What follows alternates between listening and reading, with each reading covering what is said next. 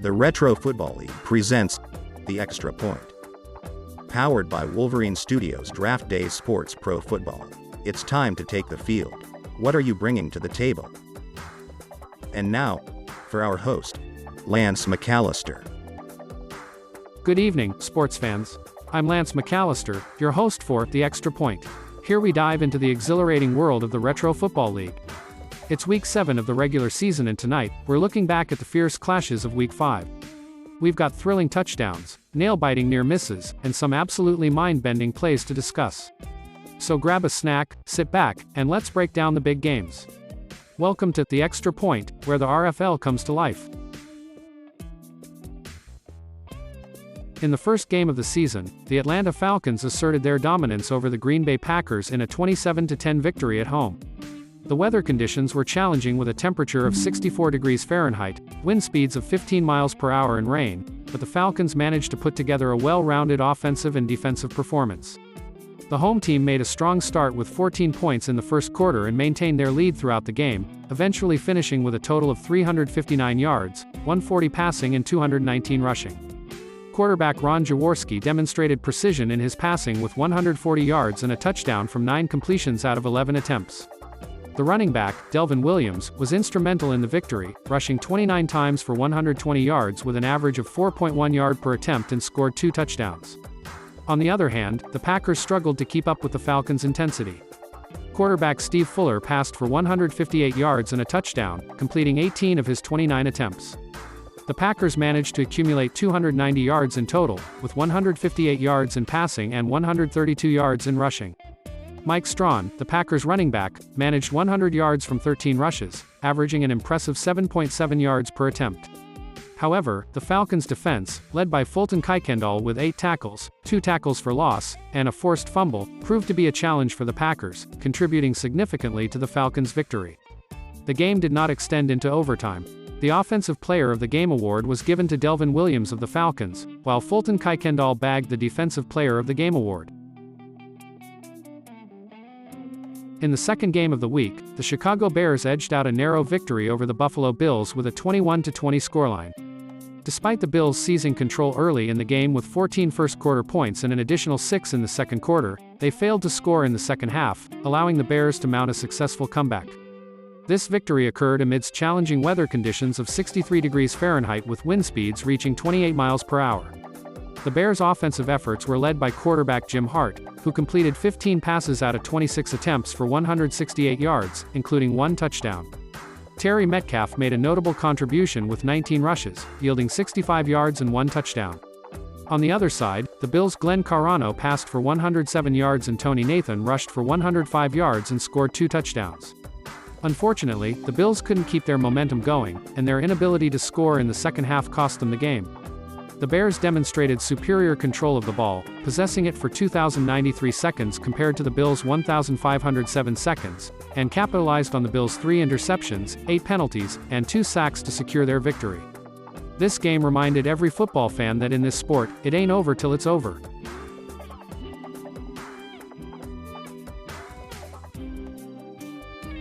In Game 3 of the week, the Cincinnati Bengals hosted the Kansas City Chiefs in a thrilling match that ended with the home team securing a narrow victory, 23-16. The Bengals' strong performance in the first half set the stage when they scored 10 points in each quarter, giving them a solid lead. While the Chiefs fought back in the second quarter with a respectable 7 points, they failed to add any points to their tally during the third quarter. The Bengals managed to hold on to their lead with an additional 3 points in the fourth quarter, despite the Chiefs' efforts to close the gap with 2 more points. The game was marked by solid performances from the Bengals' Charlie Young, who managed 25 rushes for 130 yards and a touchdown, and the Chiefs' O.J. Simpson, who also had an impressive game with 20 rushes for 127 yards alongside 2 touchdowns and 3 catches for 42 yards. Despite the Chiefs having an edge in total yards, the Bengals leveraged their time of possession to secure the victory. It was a tough day for the Chiefs, who committed more penalties in this game. The Bengals' defense, led by Tom Dinkle, was a critical factor in the home team's win. Overall, it was a match that showcased the Bengals' determination and strategic play. In Game 4 of the week, we witnessed the New England Patriots triumph over the Detroit Lions with a score of 28-6. Under sweltering conditions with 92 degrees Fahrenheit heat and a wind speed of 14 miles per hour, the Patriots proved to be the dominant force. Despite the Lions outperforming the Patriots in terms of total yards, securing 424 yards against the Patriots' 309, their efforts were thwarted by critical fumbles and penalties. Lions' Dexter Bussey fumbled once in his 25 rushes, and an astonishing 104 yards were given away due to penalties. This, in addition to their inability to convert their yardage into points, resulted in their downfall. The Patriots, on the other hand, displayed a commendable performance, particularly from running back Andy Johnson, who rushed 20 times for a total of 132 yards with an average of 6.6, scoring 3 touchdowns. His performance earned him the title of Offensive Player of the Game. Patriots quarterback, Steve Grogan, also contributed to the victory with a solid performance, passing 13 out of 20 times for a total of 151 yards, scoring 1 touchdown. On the defensive front, linebacker Paul Naumoff stood out, making 10 tackles, 1 sack, and forcing 1 fumble, earning him the Defensive Player of the Game. Despite being sacked once, the Patriots managed to keep their fumbles to nil, which played a significant role in their victory. In an exciting showdown during the 1979 football season, the New York Giants triumphed over the Tampa Bay Buccaneers in Game 5. The Giants, playing on their home ground, started off slow with no points in the first quarter, but picked up momentum in the second quarter, scoring a massive 21 points. They added 7 more points in the third quarter, bringing their home score to a victorious 28 points. The Buccaneers, on the other hand, struggled to keep pace with their opponents, managing to score 3, 7, and 7 points in the second, third, and fourth quarters respectively, for a final score of 17. Burt Jones, the Giants' quarterback, delivered an impressive performance, completing 13 out of 16 passes for 124 yards and contributing 2 touchdowns. The Giants' running back, Bobby Hammond, had a productive day as well, with 17 rushes, 75 yards, and an average of 4.4 yards per carry, adding 2 touchdowns to the Giants' tally. On the Buccaneers' side, quarterback Danny White and running back Charlie Davis led their offensive efforts, with Davis rushing for 176 yards on 12 carries. Despite their loss, the Buccaneers outperformed the Giants in total yards, with 363 yards compared to the Giants' 306. However, the Giants dominated the time of possession with 1947, compared to the Buccaneers' 1653. Penalties were a weak spot for the Buccaneers, who had to deal with 54 penalty yards compared to the Giants' 21.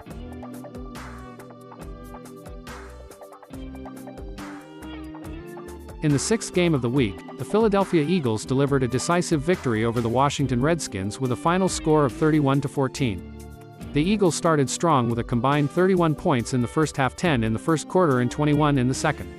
The Redskins tried to respond with 7 points in each quarter, but were unable to put any points on the board in the second half.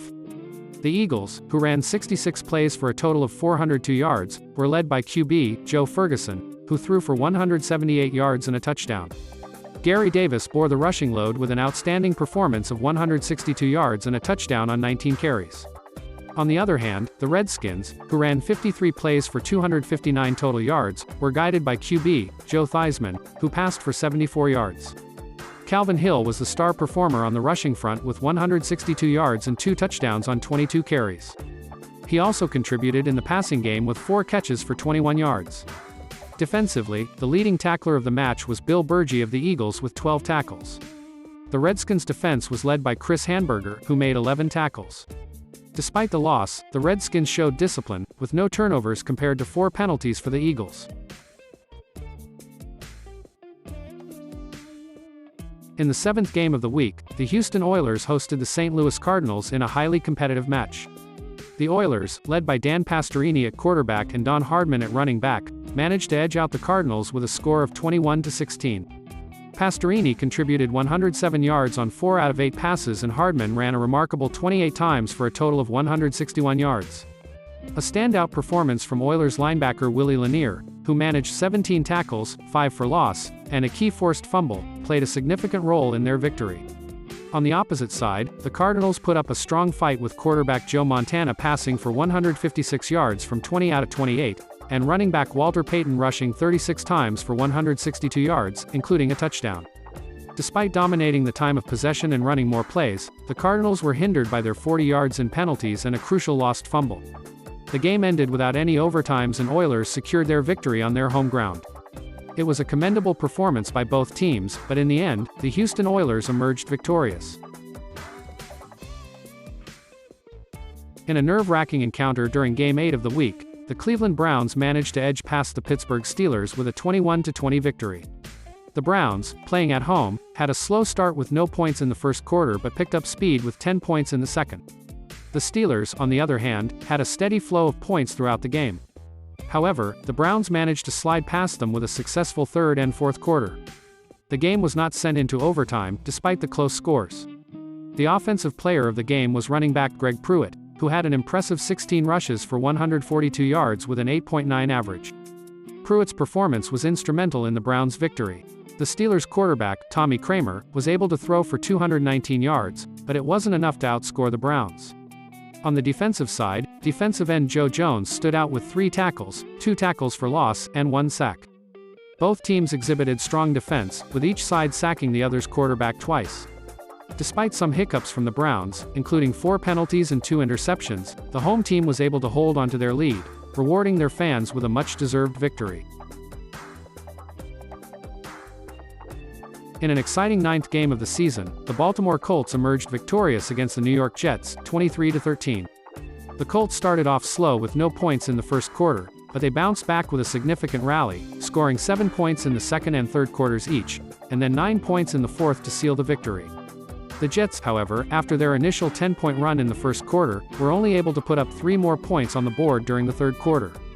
The home team, led by quarterback Steve DeBerg, accumulated a total of 411 yards, with 214 coming from passing and 197 from rushing. The player of the game was running back Franco Harris, who rushed for 117 yards and a touchdown, despite a fumble.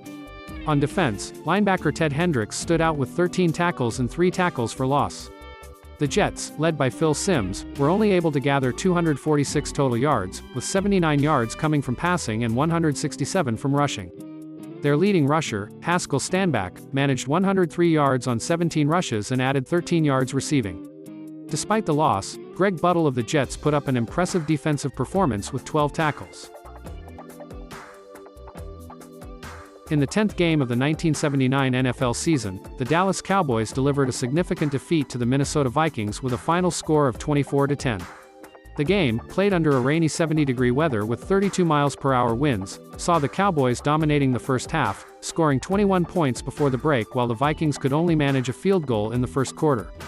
The Vikings tried to rally in the last quarter, adding 7 points to their tally, but the Cowboys extended their lead by another 3 points, thus securing their victory without needing overtime.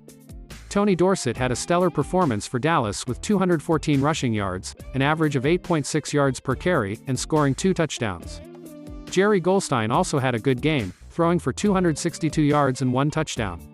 On the other hand, the Vikings struggled both offensively and defensively. They managed a total of 226 yards, with Fran Tarkenton throwing for 194 yards and 1 touchdown.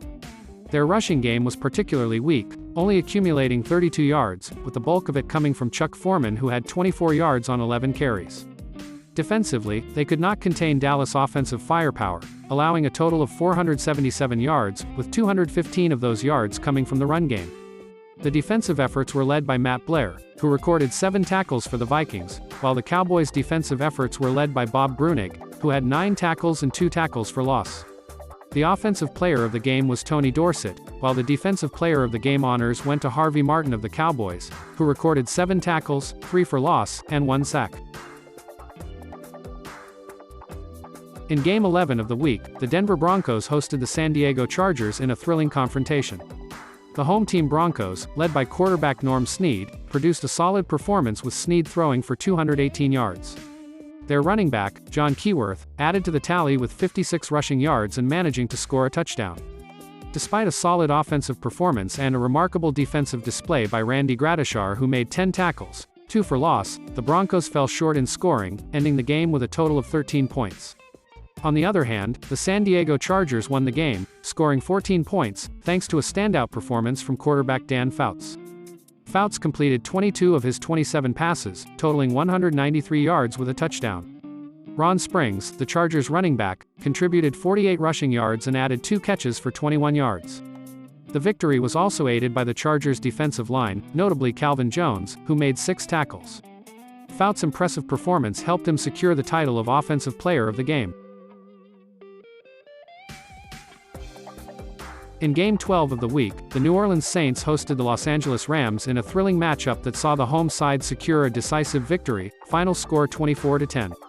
The Saints, led by their quarterback Archie Manning, who threw for 147 yards and a touchdown, managed to put up 24 points against the Rams. The home side's efforts were buoyed by Chuck Muncie, who had 23 rushes for 78 yards. The Saints' defense also held strong, with Phil Villapiano leading the charge with 8 tackles. On the other hand, the Rams were unable to match the Saints' offensive energy despite a strong performance by their running back Lawrence McCutcheon, who had 9 rushes for 104 yards. Their quarterback, Mike Barilla, only managed 69 yards and a single touchdown. The Rams' defense, led by Isaiah Robertson, who had 12 tackles and 3 tackles for loss, was not enough to stop the Saints' onslaught. Penalties were a significant problem for the Rams, as they had 45 penalty yards compared to the Saints' 10. The game did not go into overtime, ending in the Saints' favor. In the 13th game of the week, the Seattle Seahawks scored an impressive victory against the San Francisco 49ers, with a final score of 17-10. The Seahawks took an early lead, scoring 7 points in the first quarter and adding another 10 in the second, before maintaining their advantage throughout a scoreless second half. The 49ers, in contrast, managed only 3 points in the first quarter and a further 7 in the third, but failed to reduce the deficit in the remaining quarters. The Seahawks' victory was achieved despite their accumulation of 69 penalty yards from 69 infractions and their significantly lower total yards, 197 to the 49ers' 313. Standout performances came from Seahawks quarterback Mike Wells, who passed for 57 yards and 1 touchdown, and running back Sherman Smith, who rushed for 102 yards and scored 1 touchdown. Smith was named the offensive player of the game. On the other side, the 49ers saw impressive stats from quarterback Roger Staubach, who passed for 130 yards and rushed for another 103. The defensive player of the game was cornerback Eddie McMillan, who recorded 5 tackles, 2 interceptions, and forced 1 fumble. Despite a solid performance by the 49ers defense, led by Neil Olkovich with 12 tackles, 3 tackles for loss, and 1 sack, the Seahawks defense held strong, securing their victory.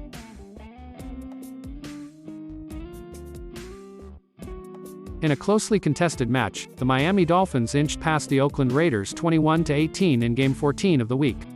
The Dolphins came out strong in the first half, posting 7 points in each of the first 2 quarters, while the Raiders could only muster a field goal in the second quarter. The third quarter saw the Raiders rally with 8 points, but the Dolphins kept their cool and didn't allow any more scores in that quarter. In the fourth quarter, both teams fought hard, each scoring 7 points, but the Dolphins held on to their early lead to take the victory.